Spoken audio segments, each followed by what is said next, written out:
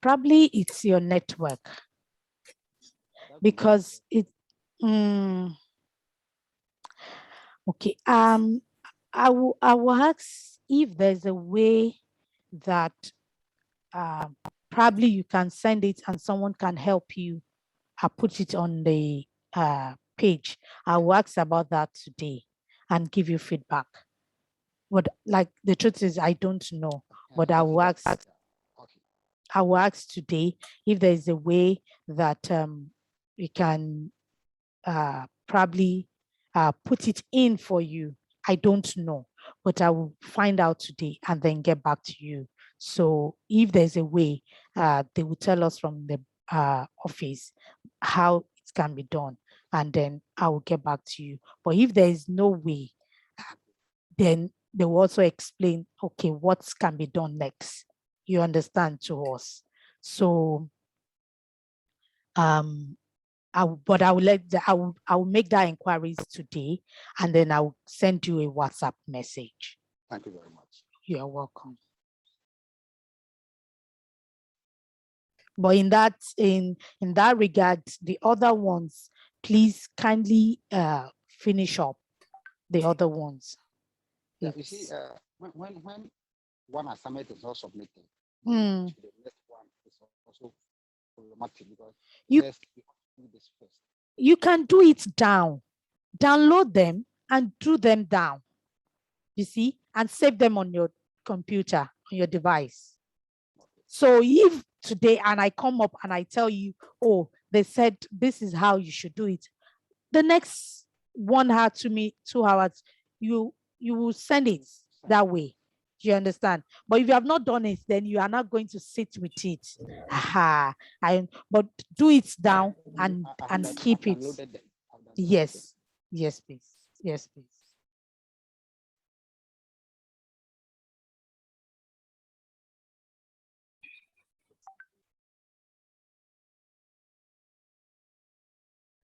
Over to you, Mr. Yo. Can we start? It's 7:03.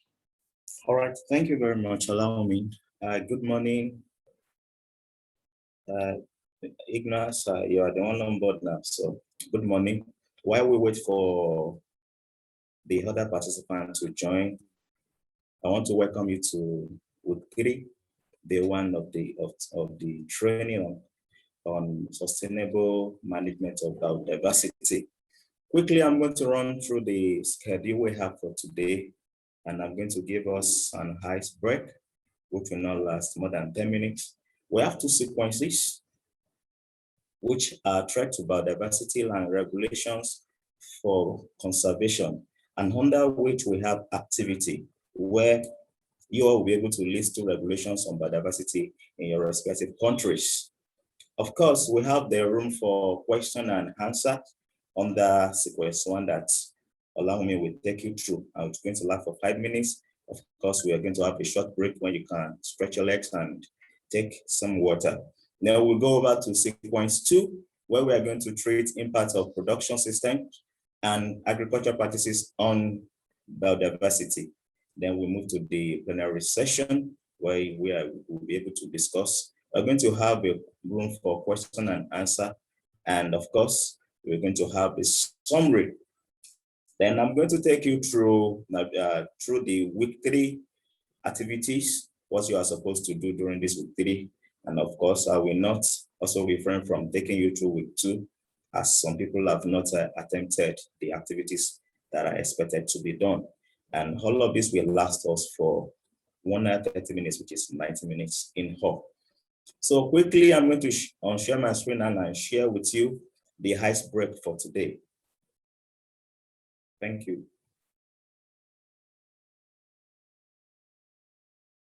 Okay, so why I share with you the ice break for today.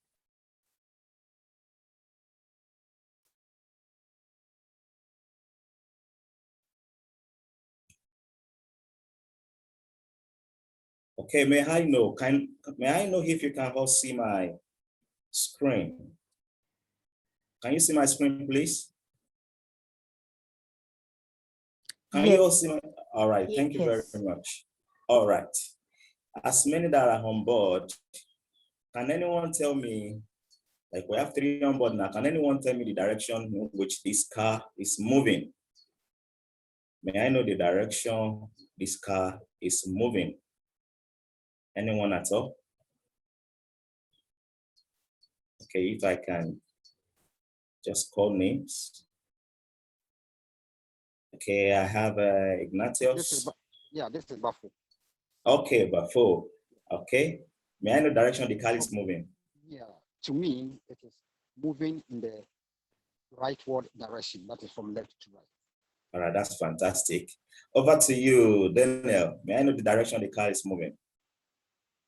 Can you unmute and just tell us where the car is moving? Yes. The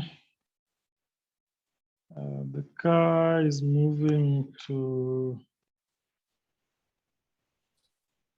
the right direction. The right direction, just like Buffalo rightly said. Okay, then Chido, good morning. Are you there, please? Good morning. Yeah, good morning. How was your weekend? It was okay. All right, fine. Can you please tell us where you think this car is moving? Sorry? May I know if you can tell us where this car is moving, the direction of this car, where is it moving towards? You know what? I'm driving, so I can, the volume is a little bit low, but I would have stopped in about 2 minutes. All right, no problem, no problem. Okay, please, you can follow. Okay, for 2 of us that have been able to answer, you're right. You said the same thing, that the car is moving towards the right direction. You are all correct and you are all wrong, so to say. If you check very well, you see that this car has no tire. Can you all see? You can mute yourself. Yeah, so this car has no tire, and in actual fact, it can move. Bafo, do you agree with me? Bafo, you can unmute and tell me, do you agree with me, please? Yes, I agree with you for once, but you see, your question is which direction? So we did not check the tires. We only checked the. It's okay. We check where the steer is. Okay, it's okay. Yeah, okay. You are right. Yes. Okay, okay, your opinion is welcome. What about Daniel? Do you agree that this car is not moving in any direction because it has no tire? Yeah, since it doesn't have tires, I think it can't move. All right, that's fantastic. Okay, thank you very much. From here, I'm going to hand over to Olaumi, who will take you all through the training course for today. Thank you very much. Please enjoy the training course while I share my screen. Thank you, Ayo. I was laughing because I already saw that the car doesn't have a tire. So when I said it's moving in this direction, I'm like, how can this car move? Because there's an impact, very important factor that is missing there. So I was actually waiting that, okay, maybe I'm the one that is wrong. So the car cannot move. The car is starting. So, and that tells us that sometimes also, you know, the way we see things are totally different. The way I see things and the way the next person see things are totally different. So that's why sometimes there's no wrong answer. There is no right answer to situation. Is the way they say that how life faces us. That is how we are seeing it. So there is no right answer. There is no wrong answer. So we are all on the same page, but at different levels in life. So we just need to tolerate each other and we need to accept each other the way we are. So basically that is, you know, that is where life is. Okay, so over to today's topic. Can you all see my screen, please? Can we see module 3 on the screen? Yes. Okay, so I welcome everyone again to today's training, and I hope that you'll be able to finish right on time and answer. I'll be able to take some questions and brainstorm on how we can move forward effectively and efficiently. So today we're looking at identification and techniques that reduce impacts, restore or increase biodiversity on an horticultural farm. So our overall objective for today is that at the end of this week, we will understand the nature and origins of threats to biodiversity. What are the things that causes threats that can make biodiversity to be lost on a farm? So we will look at those ones. That will know the basis of private legislation and standard requirement on biodiversity. We understand the impact of production system on biodiversity. Some of the production system that we are doing and the ones that we are not doing. What is the impact on biodiversity? How do they affect biodiversity? We're going to look at some of them. We can't look at everything, but we're going to look at some of them. Then we compare the impact of the various production systems. We distinguish between the positive and the negative impact of each system. Every system has its positive, no matter how good it is, no matter how bad it is. Then it has also negative impacts, no matter how good the system is, no matter how very rich the system is in terms of biodiversity, in terms of other things, in terms of sustainability, there's still some negative impact and there are positive impacts in it. So the methodology that we're going to have 50 minutes of interactive. We're going to have 7 activities in all. We're going to use brainstorming. We're going to discuss a lot in this week because it involves what we do, practices that we do, and we're going to elaborate and see how they have the negative impact and the positive impact that they have on our horticultural farm and on the entire global system or landscape. So we move to sequence 1, threats to biodiversity and regulations for conservation. So in this sequence, we're just going to look at the first 2 objectives to understand the nature and origin of threats, and then we know the basis of private legislation and standard requirement on biodiversity. So let's continue. We'll see that the world is currently experiencing human population growth. We are growing at a very fast rate, which is impacting on the natural environment and biodiversity. Because of the growth that we are experiencing, they are cutting down forest areas to build houses. They are creating more roads, channels to allow the number of cars. Yes, people are buying cars. It's a good thing to buy a car. So the government of every country has to make way for everybody to be able to pass. So they are cutting down a lot of forests to make room for cars. They are cutting a lot of forests also to extract, all those mineral resources. People are doing a lot of things. So all this is impacting on biodiversity of a particular environment of the country and at the global level. So biodiversity is being lost at a very fast rate than what it used to be in years back. Currently now we have extinction of species.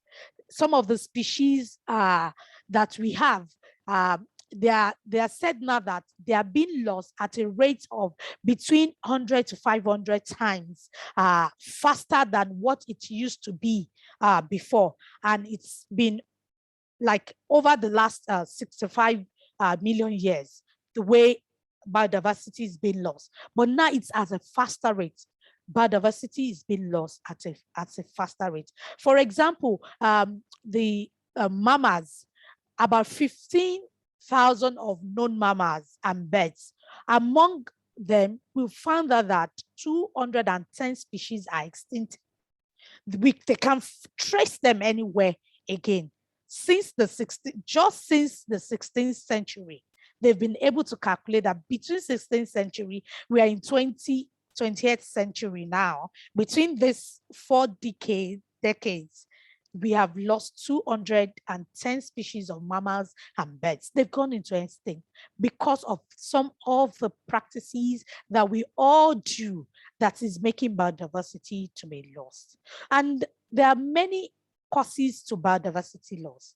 it's not just agriculture. There are so many other causes to biodiversity loss. But the major one, the major loss to biodiversity loss is the one that we humans are doing, whether in terms of agriculture or in terms of other establishment or in other areas of life. We are the ones that are actually causing most of the biodiversity losses. So the scientists have been able to put together, and then they've been able to summarize this human responsibility for biodiversity loss into 5. So they've put it together and say that there are 5 major areas, and that's the anthropic mechanisms responsible for the loss of biodiversity. They've been able to categorize everything into 5.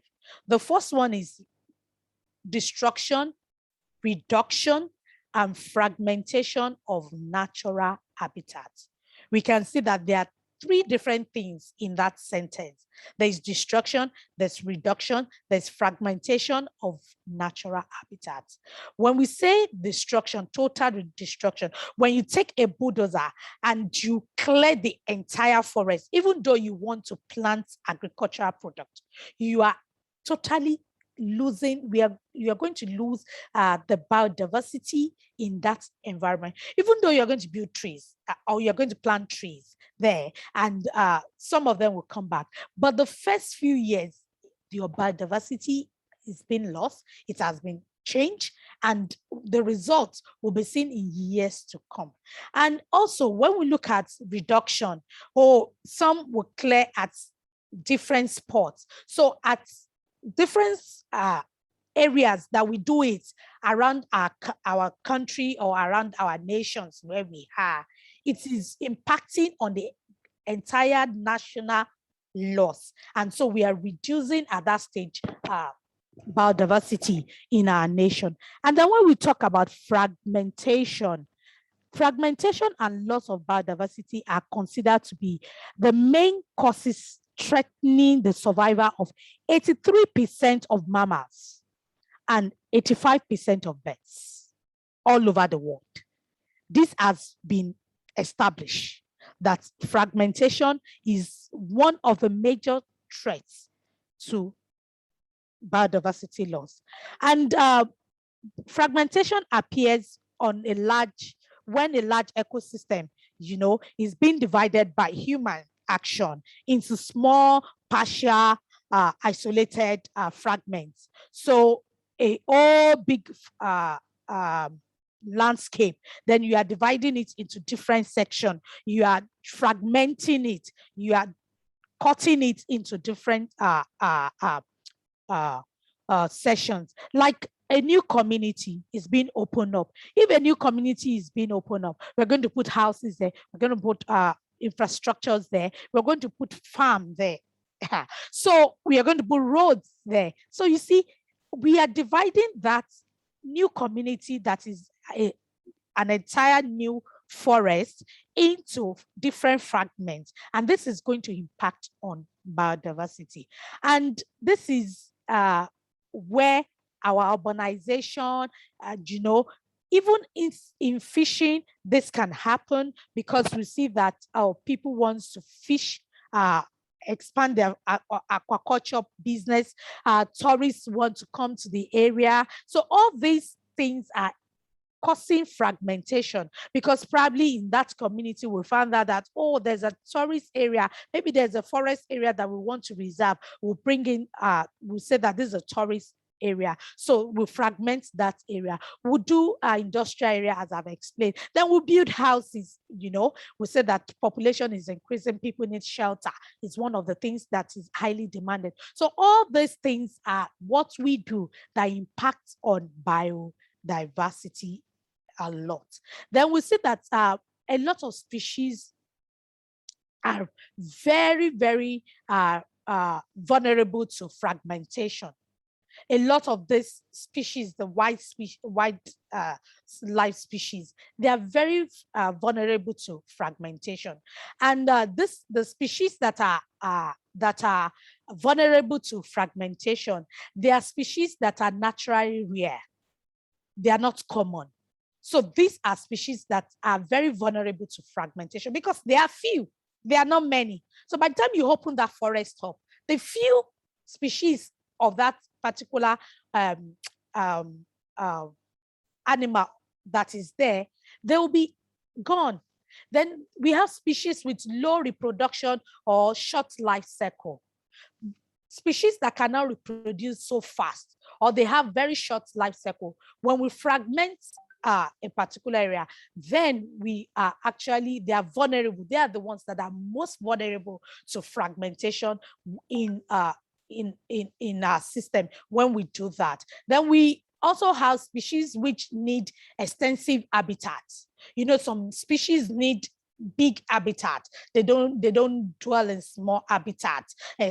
So this kind of species, when we do fragmentation of an area, they are vulnerable to they are the ones that are most vulnerable to fragmentation a lot. So there are other species also that are very vulnerable to fragmentation.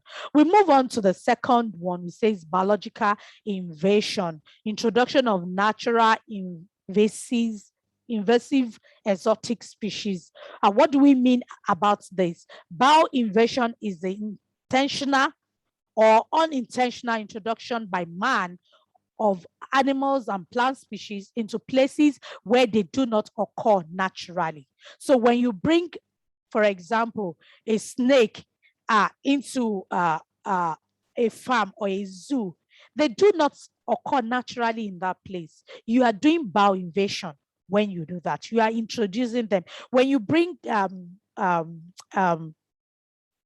animals, even broilers, even chicken, they are not normal to be caged. When you bring them and we put them in cage, that is not their natural habitat. That is not where they're supposed to be. What we are doing is we are doing bioinvasion when we do that. Then the third one is overexploitation of certain species, certain environment, e.g. deep soil cultivation. Overexploitation refers to the excessive use of resources by we human. When we overuse a resource, then we are overexploiting the species around there. One of the things that we overexploit is that we plant tree crops, and when we plant tree crops, most of the time we do not put enough nutrients into the soil.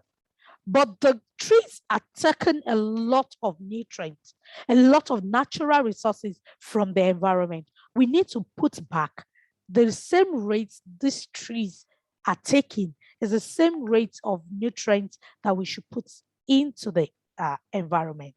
Also, the number of trees we have in that environment, you should be able to calculate how many other natural trees that I am not going to harvest from that I'm supposed to put in my ecosystem, so that I will have a diverse ecosystem, so that I will also be able to make available a natural ecosystem for the wild species. So in this, we need to be able to do all this calculation and be able to create an environment that is very good for this wildlife species. Then overexploitation is a result of poor management of natural resources by humans. It's just us not taking into cognizance things that we are supposed to do. And then overexploitation has direct ecological impact and indirect economic consequence. The indirect economic consequences, for example, the global warming that we're experiencing, so much resources is going into fixing climate change now because of what we have done in the past. The direct impact is that it impacted on the climate, but the indirect, which is economic, is that it is affecting the purse of each nation, and it's also affecting the purse of the global economy. For example, when we cause pollution in an environment and the citizen in that area something happened to them and they get sick, it is the responsibility of the government. First, they go into the national health insurance. For example, we have that in Ghana. So I tell people in Ghana that, you see, when you cause one pollution, you are doing that, but it has ripple effect on the people around, because they will go to the government hospitals. They will use the national health scheme, and the national health scheme is being sponsored by every citizen that is paying tax, because we have a percentage that goes into the national health scheme. So whether you like it or not, you are paying indirectly for that service. So we can reduce that amount, that percentage, if we are keeping the environment clean, if we are causing less pollution in the environment. And then the government and even the practices of agriculture that we do by not using all this synthetic products on the eyesight, then the money being used on the health sector can be reduced and can be put in another place. So we see how this thing is interwoven as we practice agriculture, or as we cause some of this exploitation to happen in our domain. Then we have pollution and biocontamination of water, air, and soil.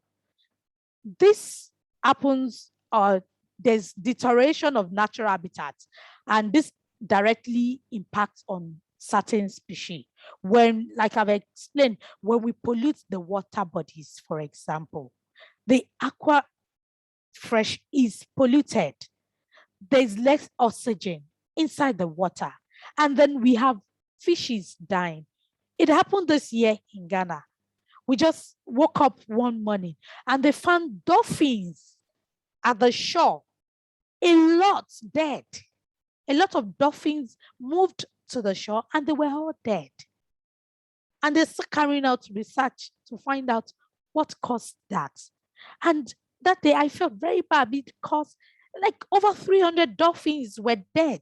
They can't even imagine where they came from. They're still working to find out where did they come from? How did they come all the way, swim to Ghana, and then we find them dead at the shore? It just didn't happen overnight. It's a reflection of what we have been doing over time. Because some of the, factories, they channel the water into this lagoons and sea. And then some of the chemicals also they use comes into the water, and then there's mixture of all these things that go into the lagoon and into the sea. And then they always forget that it has effect on the life inside the sea. And that's why one of the SDG goals is talking about life inside the sea, inside water. Because we need to know that all these things are interwoven. They are together. We cannot save one and keep the other, or destroy the other one. The one we are destroying is going to affect the one that we are keeping at the end of the day. The last one is global climate change. We are all experiencing this. And this is a direct consequence on the composition, structure, and function of the ecosystem. This global climate change that we are having right now is a direct consequence. There's a direct consequence on the composition, on the structure, and the function of the ecosystem. When it doesn't rain when it's supposed to rain anymore, when we have less rains, how does some of these microorganisms, the micro ones that are supposed to multiply in our soils, how do they thrive? How do they flourish? We might not be able to see earthworms burrowing our soil, come to the surface and bury our soil, because they have to travel down to the soil level and be able to take water for their existence there. And they stay there until the environment becomes, suitable for them to come to the surface again. So global warming is affecting a lot of us. Even those who plant tree crops, we can see that some of the fruits. I had interaction with one of our farmers here. He does papaya on the large scale for export, and the papayas are not ripening the time they're supposed to ripen this year because we didn't have enough harmattan last year. So there was a lot of struggling with him. And then we didn't have enough rains last year. So he's not even getting the capacity, the tonnage that he expected this year that he's supposed to ship out. And so it's impacting even on his finances because he's not making the money that he's supposed to make. And this is all these things that have been, that we have done in the past that is now coming to place right now. Another thing that is very important that we humans that is responsible for the loss of biodiversity is this issue of hybrid varieties of different crops that we use. This leads to, when we use hybrid crops, very good, very wonderful. Yes, we have uniform farms. We have uniform environment or field. Everything looks the same. We can harvest at the right time, but it decreases biodiversity in the field because it's just one variety that we can plant at that area. So we also don't want to plant another variety so that there's no cross-pollination. So all this have impacts on the biodiversity on the farm and at the global level that we have. So we move on, and then we want to talk about legislation and private standard. When we talk about legislation and private standards, we all know what legislation means, and we all are involved in one private standard or the other. Before you can export, if you are doing organic, you must have your organic standard certification. Sorry to say. If you're doing conventional, you must have global gap now before you can export, and you can have premium on your produce. So we know that there are different private standards. So most of the African countries, they have legal and regulation framework governing the protection of wildlife and natural habitats.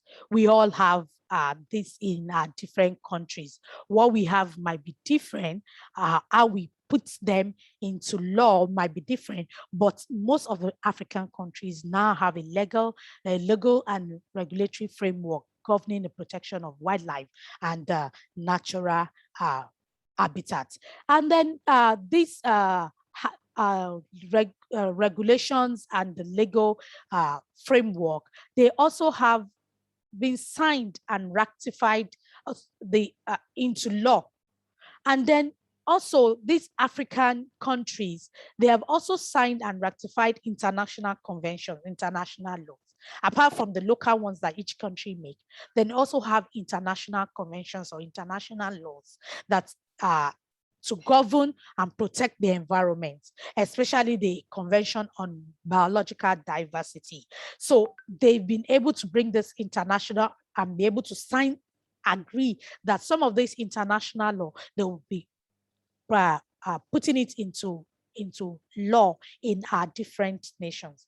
And then we see this happening. We see this putting into place. But the truth of the matter is, I found that most of us in the agri sector, we do not even know the laws that are available in our country for biodiversity, for agriculture, for this entire agricultural system. We need to find out what are the laws that are in my country that is governing biodiversity. Probably we know, and we have an exercise on it because at least we must be able to mention one that we know of that is happening in our country. And then the legal and the regulatory framework, they can facilitate the implementation of the different conventions. And then we have different conventions that or different laws that have been put to place.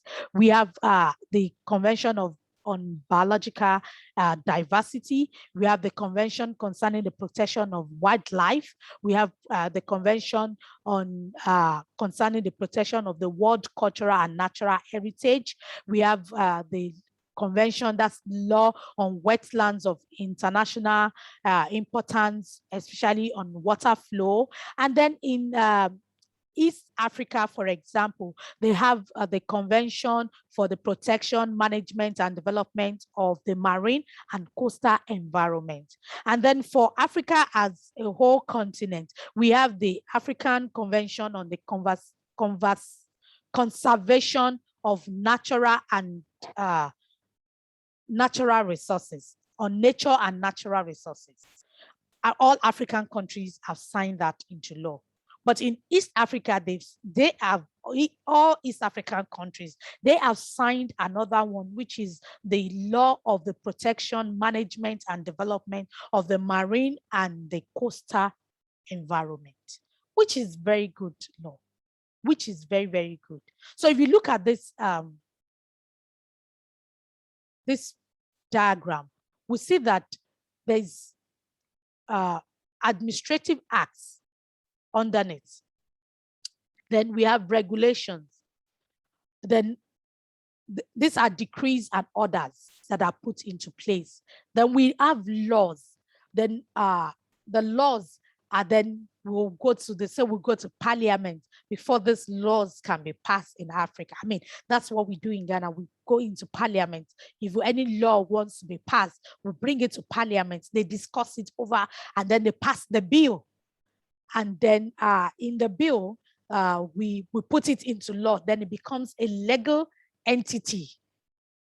So that if anybody violates this section of Constitution of Ghana, then this is the consequence that the person will face. Then we have the international convention, that's international laws. So the country laws and the international laws, we now put everything into our constitution, which is at the peak. We put everything into our constitution and then we put them as laws that our citizens must follow. So I'm sure that we have a lot of laws in our countries, a lot that has been passed, a lot of regulations also in our different countries, and which helps biodiversity. And this, the governance of biodiversity implies the integration of biodiversity in policies. We need to integrate biodiversity into our policies, into our regulations, into our laws. We need to think how we can improve biodiversity and put laws that is going to help people, help the citizen to practice biodiversity in their different establishments. So we're going to do a quick exercise. I want us to go into wood clap and be able to put some of the laws or regulations on biodiversity that we know, or we can put it in the group chat for those who are having network issue, because I can see that a lot are going in and coming out because of network issue. So because of network issue, let's just put it in the group chat for those who cannot go into wood clap. For those who can go into wood clap, yes, let's put it into the wood clap. Ayo, is it possible to pick this and put into the group chats? Let me see. I'm looking for my chat box. Okay, I've seen my chat. Okay, I've been able to do that also from here. Okay. Yeah. All right. So we can do that, or we can even put it in the chat box. Do you know of any regulation in your country specific on biodiversity? At least give us 2 regulations on biodiversity in your country. In Kenya, in Zimbabwe, in Zambia, in Nigeria, in Ethiopia, in Ghana. What are the regulations on biodiversity that we know? Let's do that quickly. Just click on that link that I've sent to the group chat, and it will take you to wood clap. And like I said, if you're having difficulty, just put it on the group chat, type it on the group chat, anyone that you know. And if you want to mention it, you can unmute yourself also. We have 2 minutes to do this exercise. Mr. Daniel, do you know of any regulation on biodiversity in your country?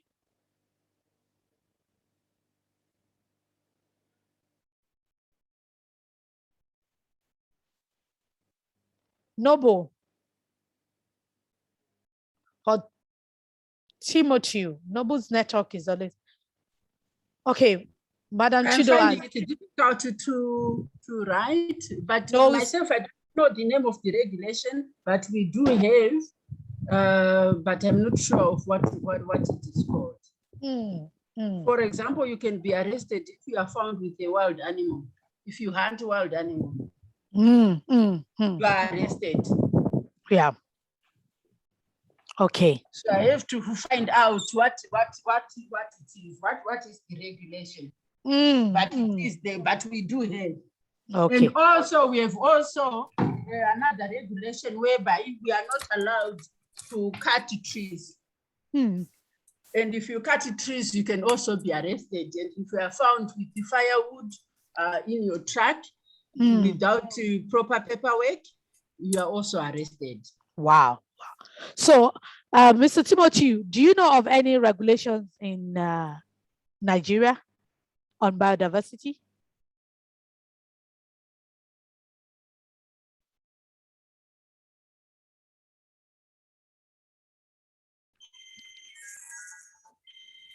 Mr. Timothy, do you know of any regulations on biodiversity in Nigeria? So I'm going to give us, okay, you are muted now. Okay, can you speak?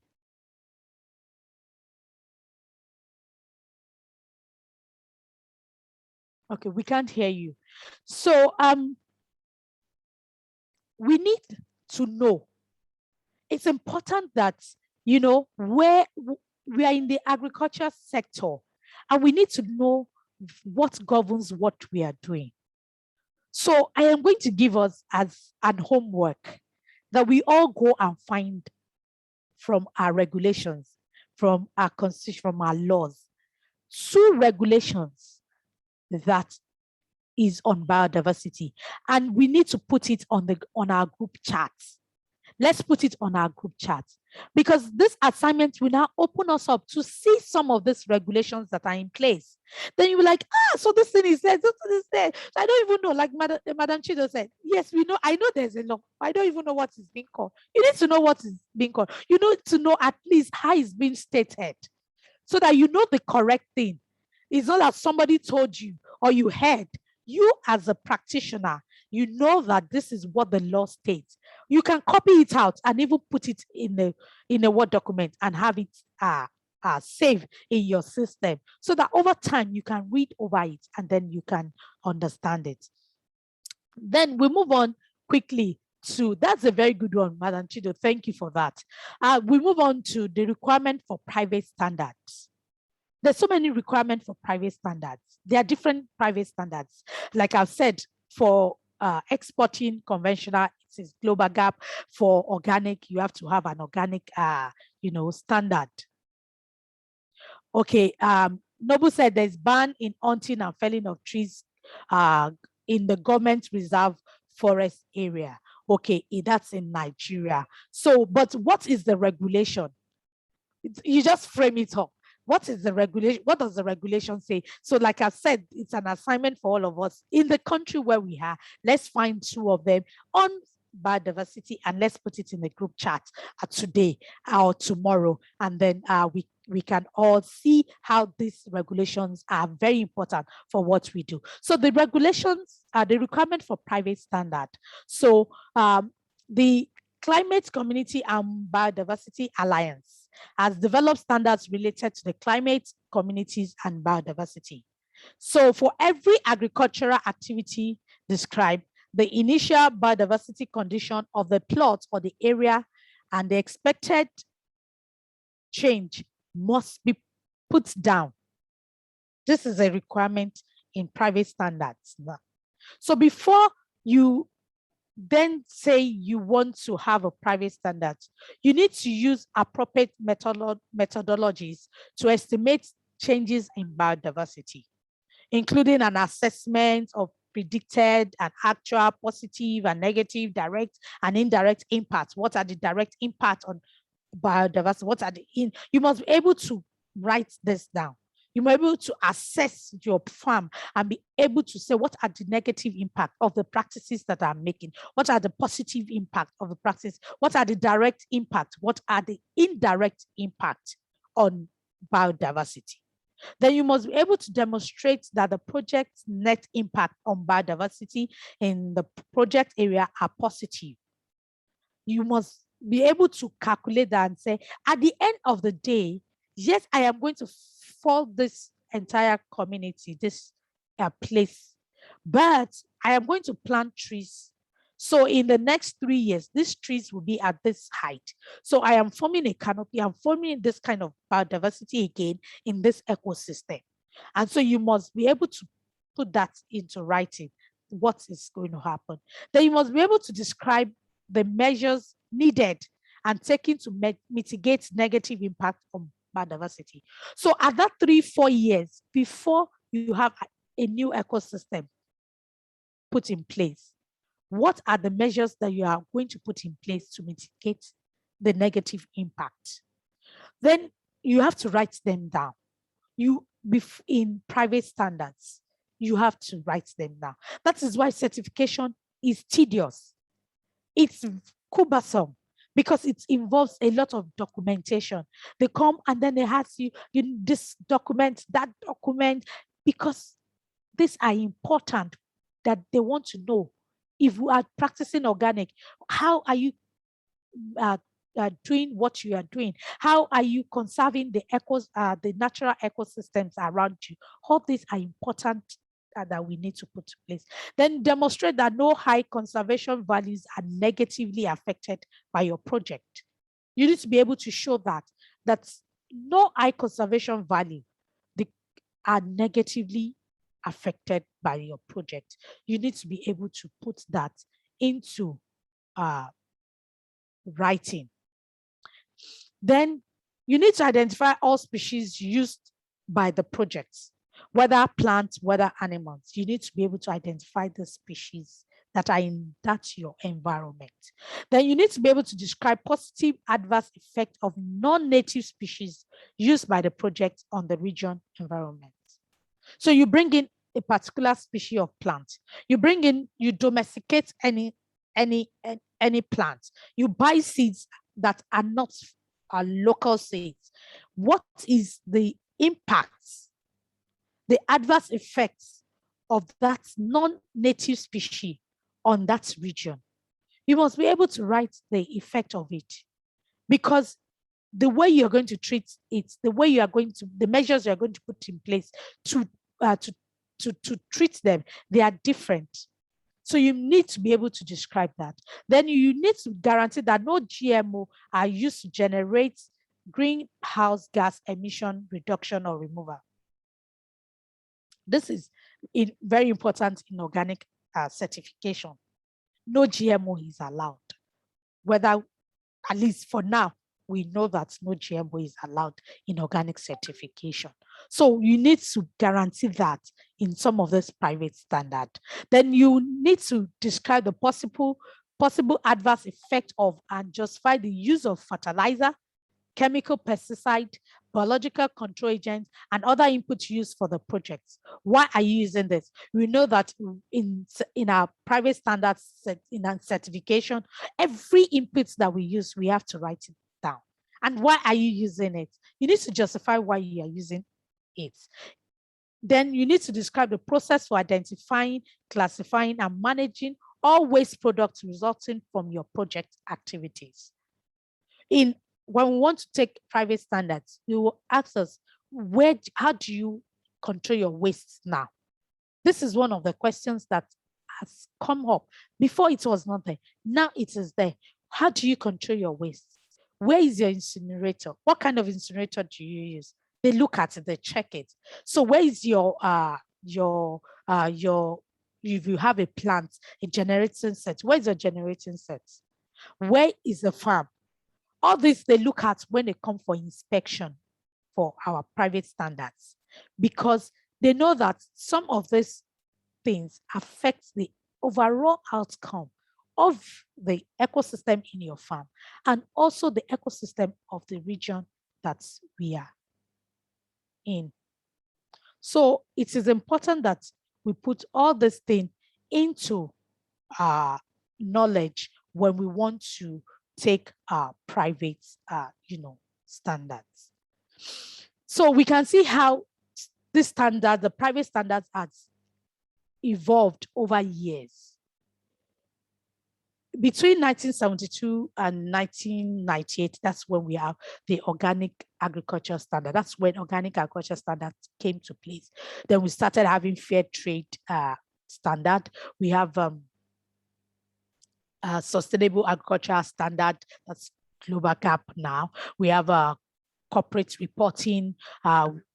Inside the web, we look at the working conditions. So all these are private standards that has been developed, and they were developed between 1972 and 1999. So when they moved down to 1993 to 2006, we started having sustainable sector standards being developed.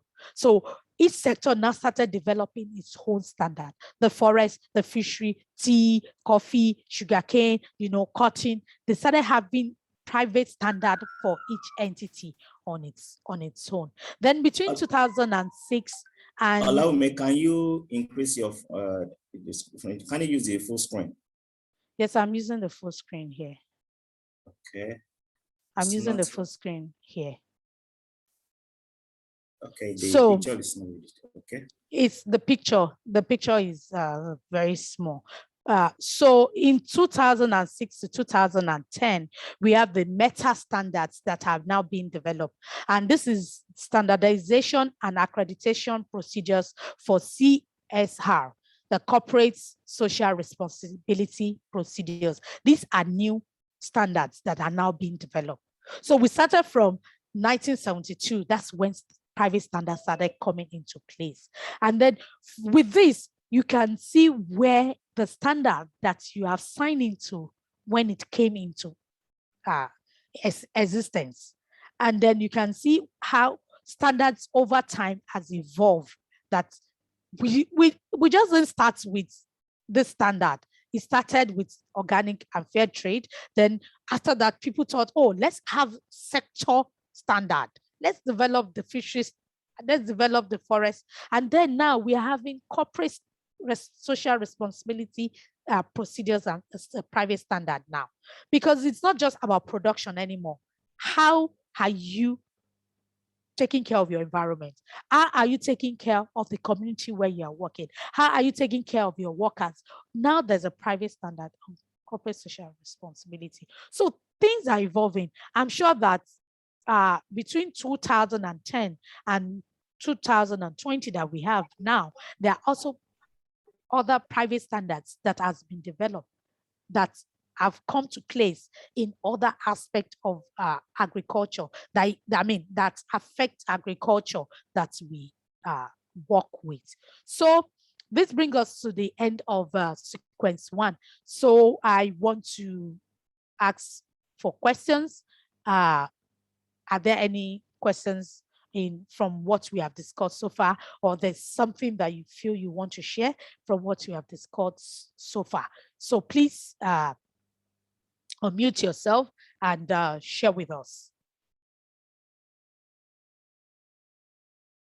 And then we're going to have a short break of 5 minutes after this question and answer period. Any question?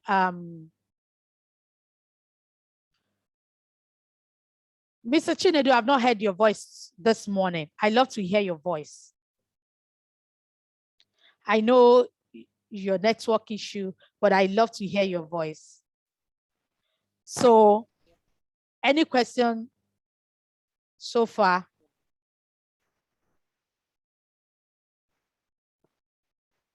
Can you hear me? Very low. Can you speak louder? Is it better now? Yes, thank you very much better. Good morning. Good morning. We are having a kind of a network challenge here, so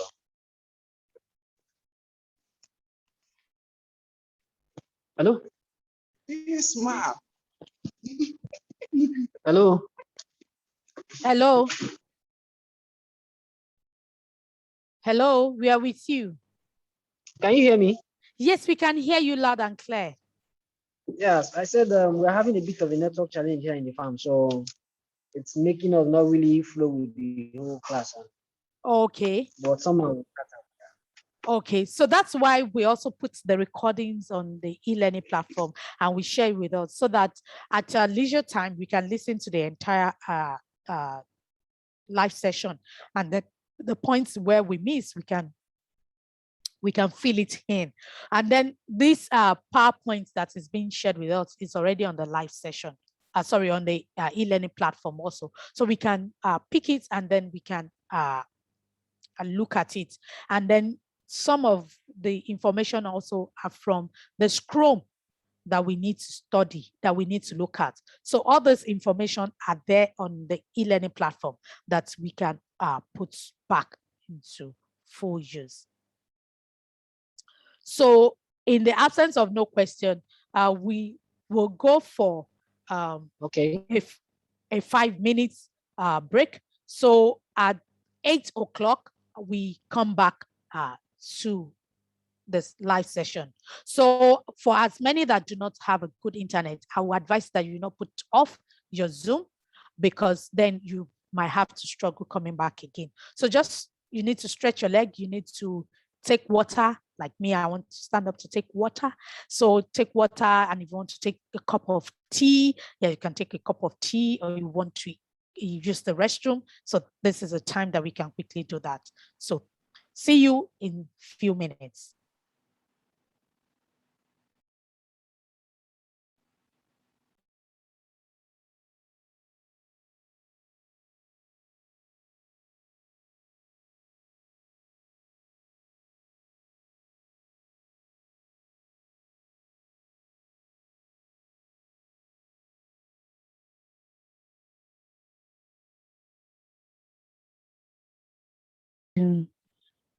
Okay. Okay. Thank you all for coming back. Yes. So we move on to sequence 2 now. We want to look at the impact of production systems and agricultural practices on biodiversity. What is the impact of some of the systems that we practice on biodiversity? Under this sequence, we are going to understand the impact of production system on biodiversity, and we are going to compare the impact of the various production systems. We're going to distinguish between the positive and the negative impact. Like I said at the beginning, every production system has positive and has negative. Even as organic, there's positive and there's negative impact on biodiversity. We're going to look at it and we're going to see, and we're going to be able to discuss also the one that we practice on our farm, how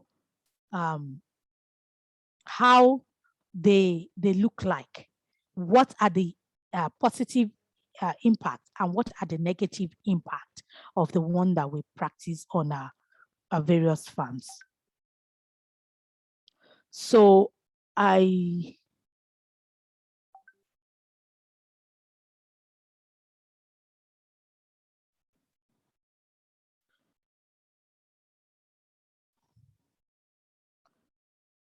is it better now? Ayo. Yeah, it's better, yeah. Okay. During the break, I tried to quickly do something on. Sometimes, sorry, this system just they go off. Okay, so we move on. Hope I'm at the right place now. Yes. Okay. Yes. Great. So here we are. Before we talk about the coefficient of cultural harm, we want to see talk that agriculture has both positive, like I'm saying, both positive and negative impact on biodiversity. Agriculture has both positive. We should have that at the back of our mind. that agriculture has both positive and negative impact on biodiversity. And the impacts, the impact of agriculture is most important through the production system that we are doing. So we can reduce the negative impact by the kind of production system that we engage in. And we can increase the impact also negatively by the type of production system that we practice. And then the impact is most important through the agricultural production system and the marginality of index of agricultural land. So it is important, very important, that we look at the kind of production system that we want to engage in. How will it impact both our community that we are, the nation, and the global environment at large? So the implementation of the laws, the policies, the regulations for the preservation of biodiversity is confronted with a number of issues. There are so many issues that confront the implementation of the laws that we talked about, and which makes us to have negative, which makes agriculture to have negative impact on biodiversity. Some of them is as simple as inadequate laws. Some countries don't have enough laws. The citizens have checked, so there are not enough laws. So they know that there's shortage. So we can do what we like at certain. Then ignorance of the laws. We can see that I asked that question and many of us could not answer the laws that we have because we don't know. It's ignorance, but the laws are there. So we need to know what are the laws that are governing. Some it is illiteracy. A lot of farmers are not educated in the terms of, because these laws are written in English most of the time, you know. So they can't interpret, they are not written in our local language that they can read. And then they're not interpreted in the pictorial form that the farmer can see and say, it means that do not drop waste here. This law has to be interpreted in a way that is friendly to the kind of farmers that we have, the majority of farmers that we have, so that I can see what I can interpret straight away what this law means. But when it's in the book, in the constitution, it's just there or on the internet, how many of us will go and look for it? But this is something that our Ministry of Agriculture needs to circulate and for us to see very well. Then sometimes it's due to financial situation, both from the government angle or from individual angle. And then lack of enough, insufficient human resources is another issue that makes the implementation of these laws and policies to be slow or not to be taken at all. So we look at this coefficient of cultural harm. It's a coefficient that has been developed to determine to be expressed as a percentage. It is to be expressed as a percentage. So we want to know the we want to have an understanding of your agricultural production system. If you want to know the type of agricultural system that you are practicing, you can use this coefficient to determine that. So we said that C is the number of years a plot is cultivated.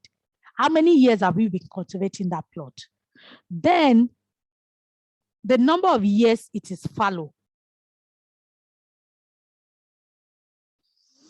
The number of years it was left fallow before you started cultivating.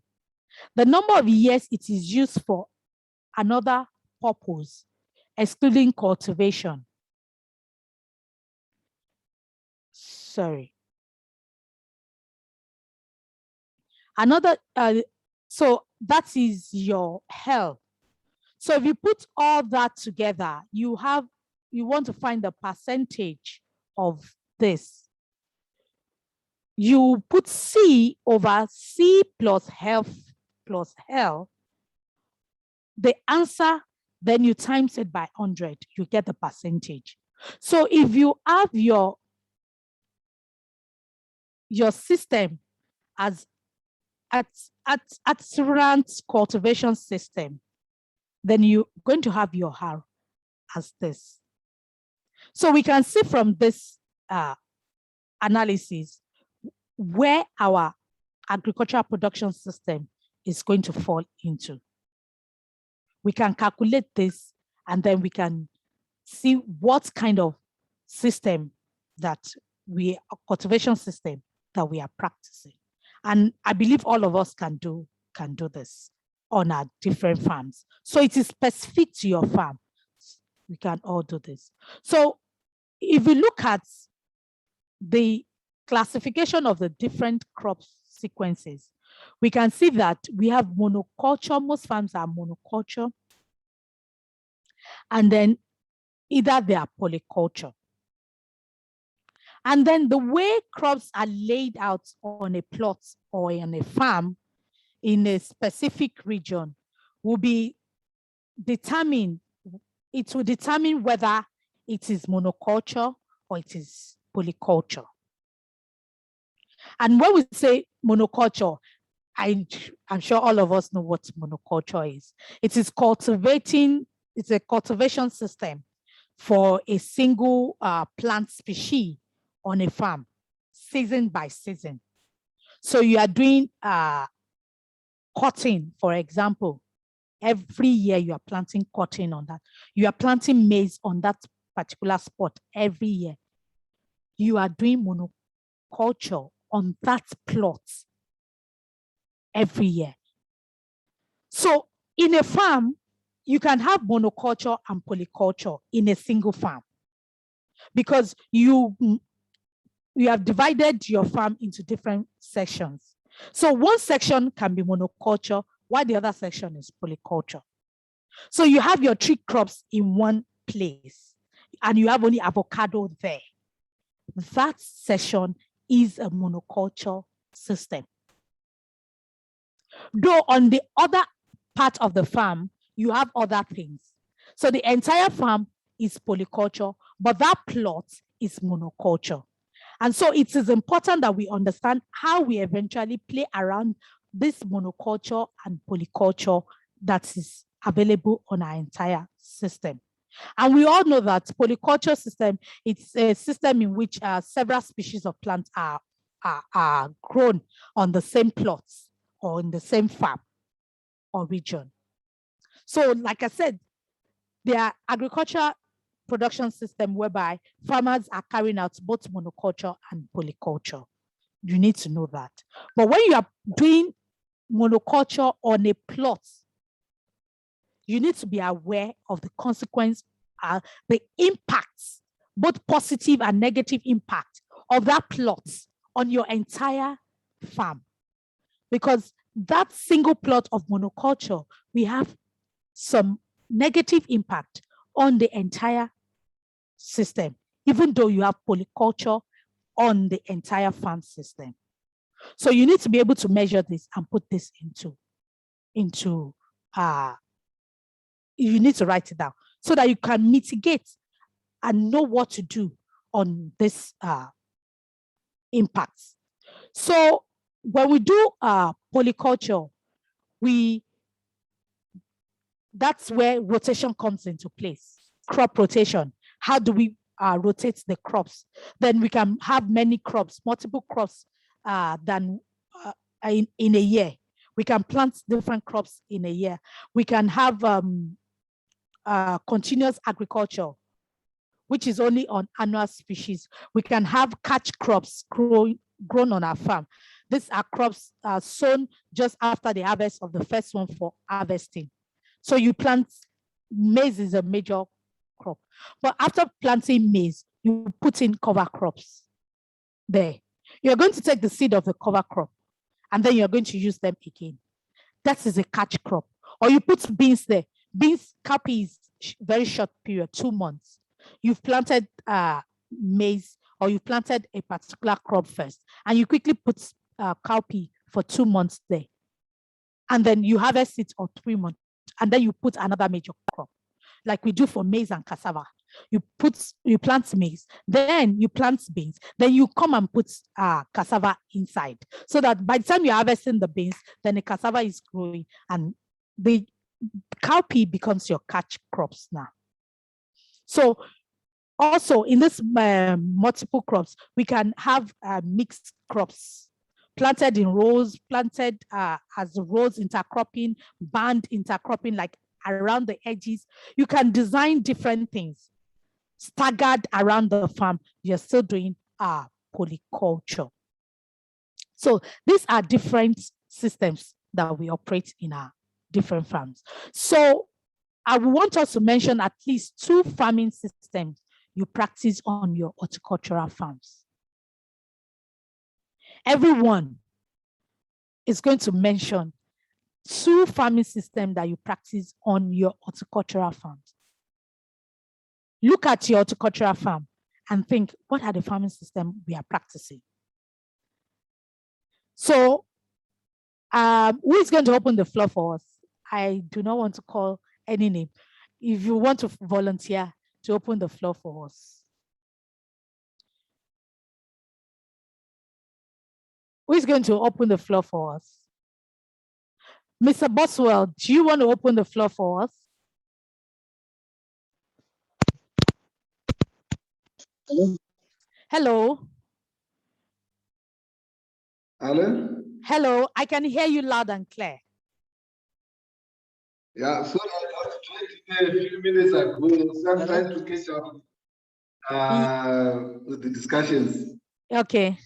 I just joined when you were talking about the monoculture story.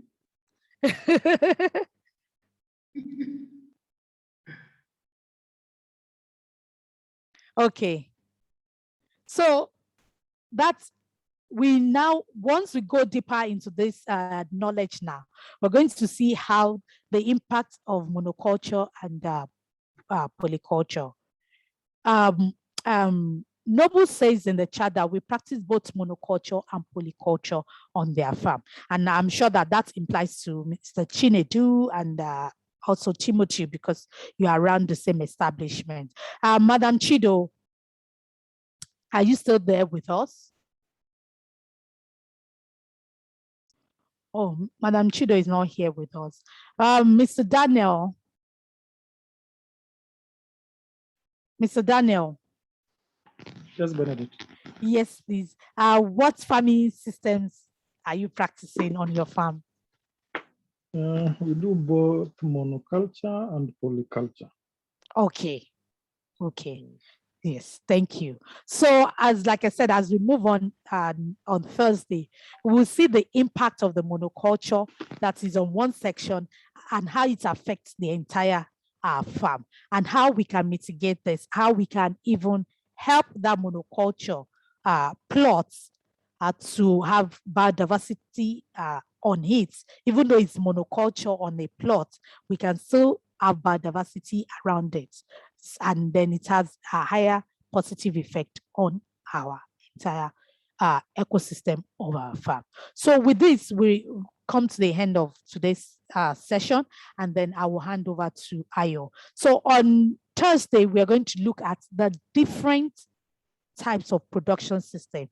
We're going to discuss them extensively, and we're going to also going to break our session to discuss some of it among ourselves. We're going to look at organic, we're going to look at the positive and the negative, we're going to look at agroforestry, we're going to look at the semi-permanent cultivation system. We're going to look at all this production system. We're going to look at the impact on the plot level and on the landscape. And we're going to look at the positive and the negative impact. And we're going to discuss all this so that we will now see how we can actually go back and do one or two things on our different horticultural farm.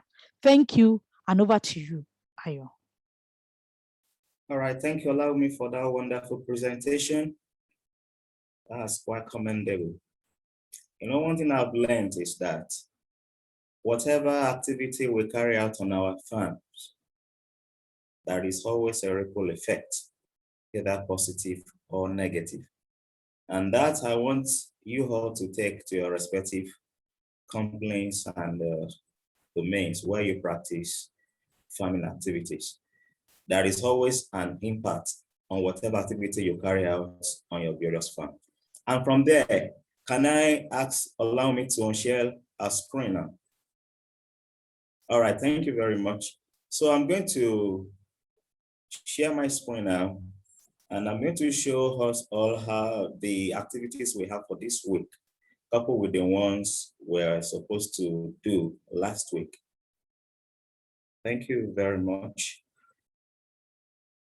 Okay, may I know if you can all see my screen?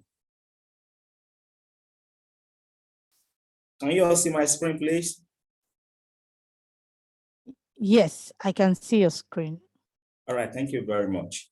So once we get to our e-learning platform, you're going to open to week 3. Week 3 is identify methods and techniques. So from there, you can read through the general instructions, what you are supposed to take from these week 3 activities as highlighted by Olaume. Then you scroll down to the activity. And this is where we have the activity. This is the scroll. Everything Olaume has been discussing with us is inside this scroll. Can you all see my cursor? Threats to biodiversity and impact of production systems. Then the PowerPoint presentation Olaume also use is also on the e-learning platform. You can see PPT, identify methods and techniques, everything are right there. Then if you open module videos, impact of biodiversity and how to restore, you can watch as many videos as possible. That is basically on what Olaume has shared with us, and your knowledge will be enriched. Then you have the mini quiz on threats to biodiversity and impact of production system. You can take the mini quiz. That will also confirm to you how good you have understood what Olaume has shared. If you scroll down, you will see biodiversity module 3 exercise. That is what we are supposed to do for this week. And if you download, if you just click on download, if you can see my cursor now, if you click on it, it will download and it will take you to what I'm going to open for you now. Permit me to unshare my screen and to show you what you are supposed to get once you click on that, on this particular exercise. Can you all see my cursor, biodiversity module 3 exercise? So I'm going to unshare my screen and share with you again that particular assignment. So I'm still with you, please.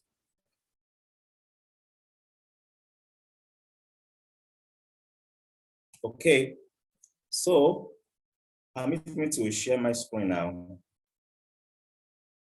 as I show you that particular assignment. All right.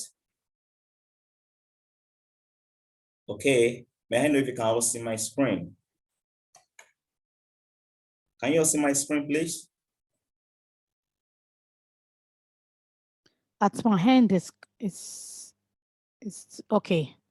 Yes, I can. Yes. Mr. Boswell said yes, yes. All right, good. So you will see exercise 4, presentation of agroecological characteristics of the farm. And if you go through it, it's very, very methodological. I mean, it's very, the methodology is there on how to go about it. You see the objectives, you see the assessments, it's like interpretation of observation.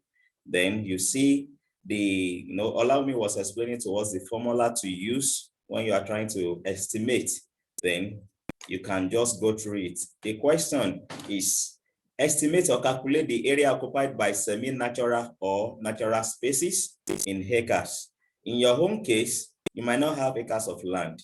In 1 acre, you have 6 plots.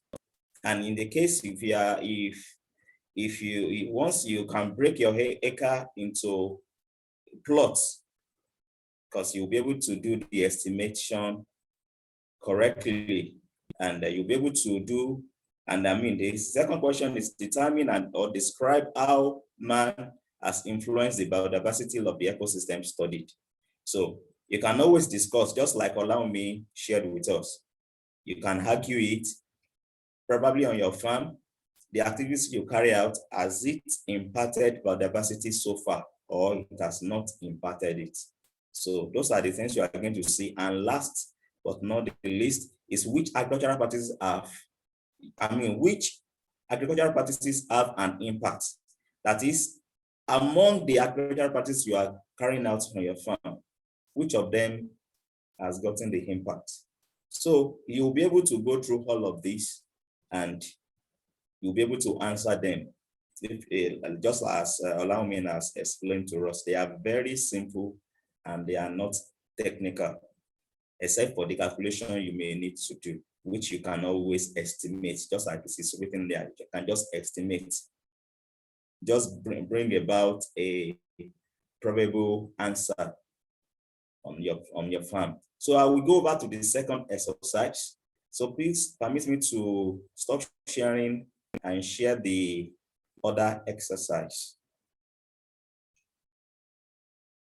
So I'm going to share the other exercise with you all now.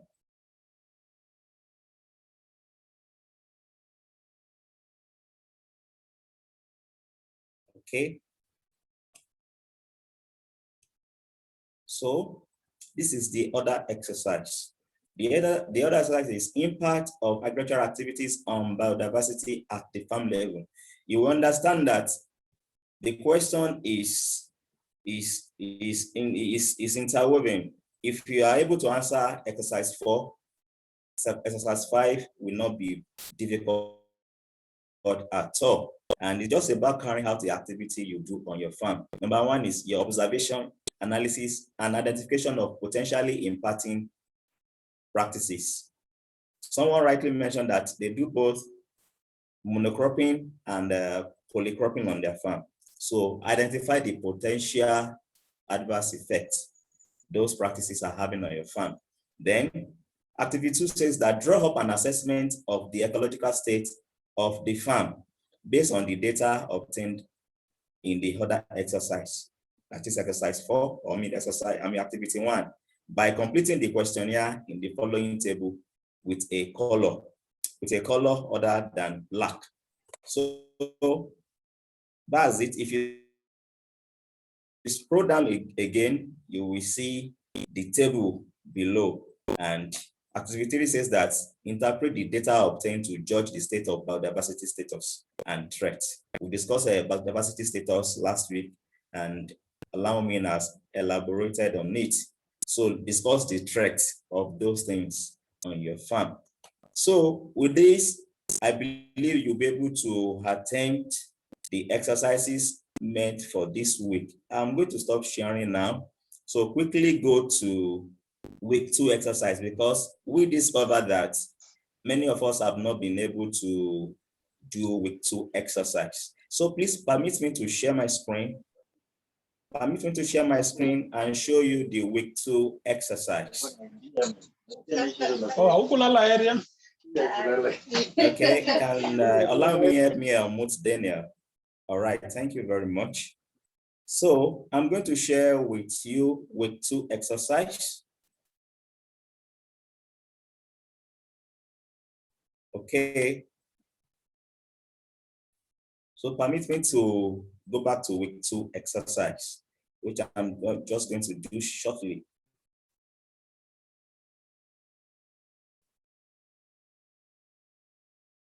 My sincere apologies, the website is a bit slow, or maybe it is the network from here. So just a few seconds while week 2 uploads.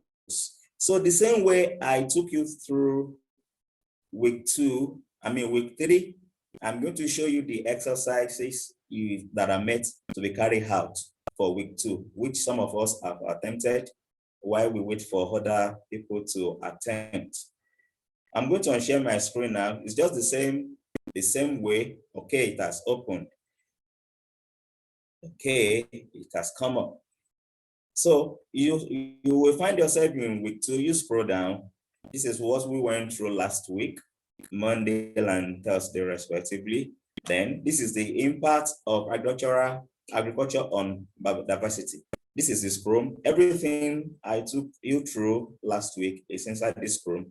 The PowerPoint I use for the presentation is also on this page. You will see understanding and assessing biodiversity. Then the mini quiz is also there to confirm your knowledge about the subject matter.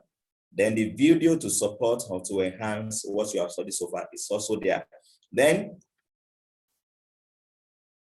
to the exercise, there are 2 exercises in there, just like we have in week 3. We have the exercise 2 and 3. So permit me to share my screen while I share with you the exercises again. So for week 2,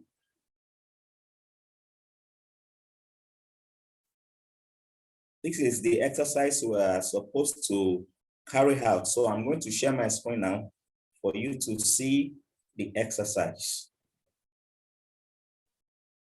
Sorry, we're already running out of time.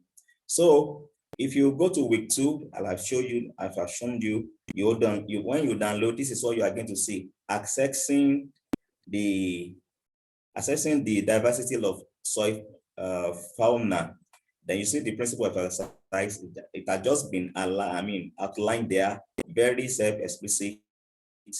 And you come down and you fill in the table. Once you get to your plot, all you are going to do on your plot is that once you get there, just map out 10 to 20 centimeter, a place not more than 10 to 20 centimeters. Then isolate the plant species you see there, the animals you see there, the organisms you see there. Once you isolate them, put them here, put them on plot 1, go to the next plot, put whatever organisms you are able to find there. Sometimes you may need to just dig the soil a little so that you can find the lower organisms underneath the soil. Put them there. If it's possible for you to weigh these organisms, you can also do the same. Just weigh them and put it there. So if in case you find something like snail or earthworm, this is where you are going to put them. Just one earthworm, you put 1 earthworm there. 1 snail or 2 snails, you find it there. You just weigh them and put them. So these are what you are going to do, and you have already completed the exercise. Then for week 3, the other exercise you are supposed to do for last week, I'm going to share my screen now and show you the other exercise. My sincere apologies. We're already running out of time.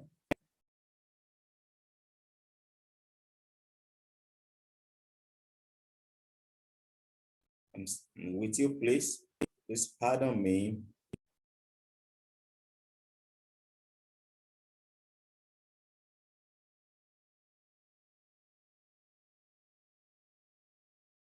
Okay. Okay.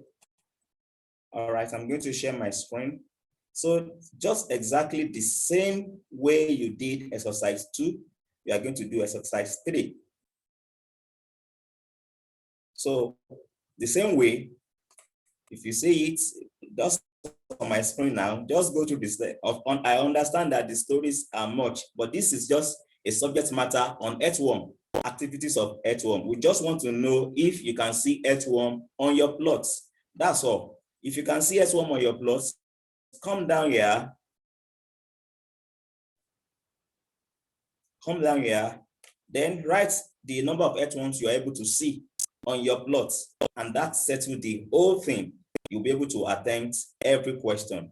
So I'm going to stop sharing now. So sincerely, we want to appreciate you for your commitment. We want to appreciate you for coming up now. Is there any question you will want us to assist you with from here before we put a stop to it? Is there any question, please?